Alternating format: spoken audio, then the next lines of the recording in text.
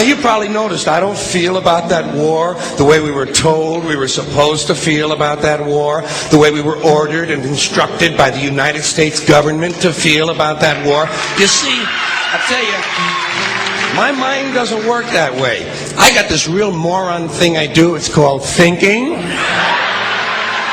I'm not a very good American because I like to form my own opinions. I don't just roll over when I'm told to. Sad to say, most Americans just roll over on command. Not me. I have certain rules I live by. My first rule, I don't believe anything the government tells me. Nothing. Zero. Nope.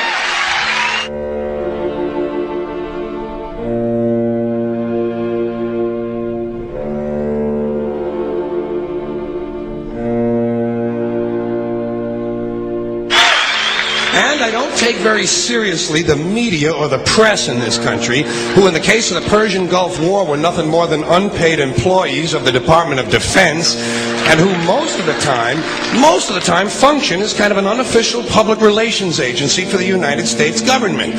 So I don't listen to them, I don't really believe in my country, and I gotta tell you folks, I don't get all choked up about yellow ribbons and American flags. Now, to balance the scale, I'd like to talk about some things that bring us together.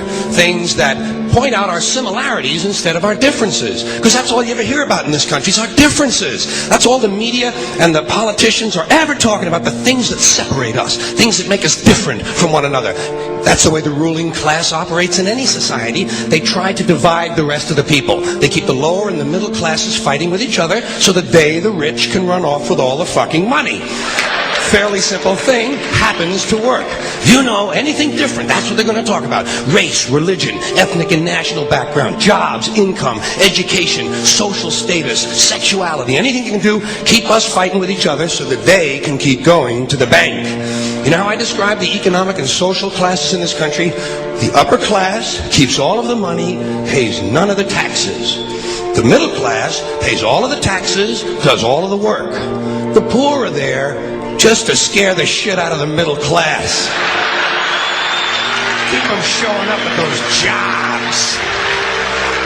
Politicians know that word. They use it on you. Politicians have traditionally hidden behind three things: the flag, the Bible, and children. No child left behind. No child left behind. Oh, really? Well, it wasn't long ago you were talking about giving kids a head start. Head start, left behind? Someone's losing fucking ground here. But there's a reason. There's a reason. There's a reason for this. There's a reason education sucks, and it's the same reason that it will never, ever, ever be fixed. It's never going to get any better. Don't look for it. Be happy with what you got. Because the owners of this country don't want that. I'm talking about the real owners now. The big, the wealthy, the real owners, the big wealthy business interests that control things and make all the important decisions. Forget the politicians. They're irrelevant. The politicians are put there to give you the idea that you have freedom of choice. You don't.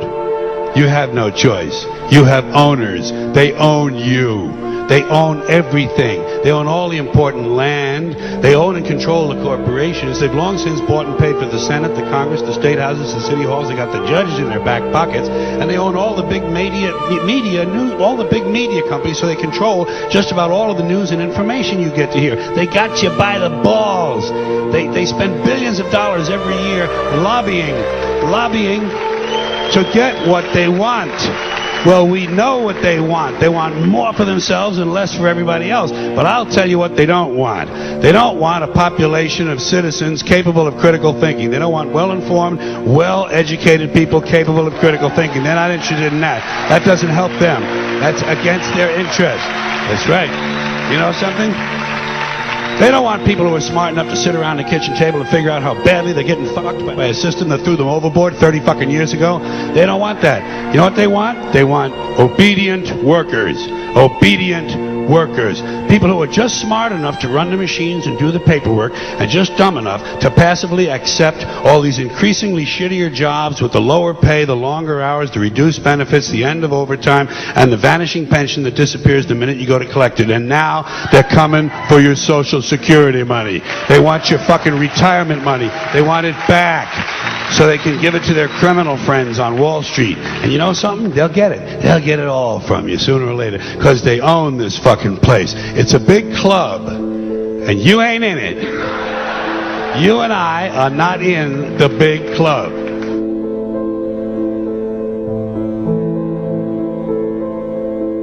The greatest form of control is where you think you're free when you're being fundamentally manipulated and dictated to. One form of dictatorship is being in a prison cell and you can see the bars and touch them. The other one is sitting in a prison cell but you can't see the bar, you think you're free. What the human race is suffering from is mass hypnosis. We are being hypnotized by people like this. Newsreaders, politicians, teachers, lecturers. We are in a country and in a world that is being run by unbelievably sick people. The chasm between what we're told is going on and what is really going on is absolutely enormous. The greatest hypnotist on planet Earth is a oblong box in the corner of the room. It is constantly telling us what to believe is real. Historically, the control and manipulation of political opinion has been the Freemasons' main weapon in gaining control of countries and states. Once in control of the rulers and politicians of a country, laws and political structures could be changed in accordance with their agenda. However, since restricting the body does not necessarily mean restricting the mind, the Freemason recognizes that their plan for a global government hinges completely on subduing the masses to their agenda, and thus eliminating opposition to their cause. And the greatest threat to their plan, posing more danger than any army or law, is the threat of a free-thinking mind.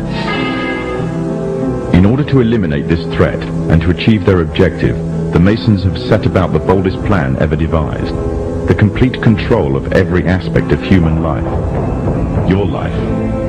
And the weapons they are using against you are in your very homes, entertaining you and your children, and gradually indoctrinating you without you even realizing.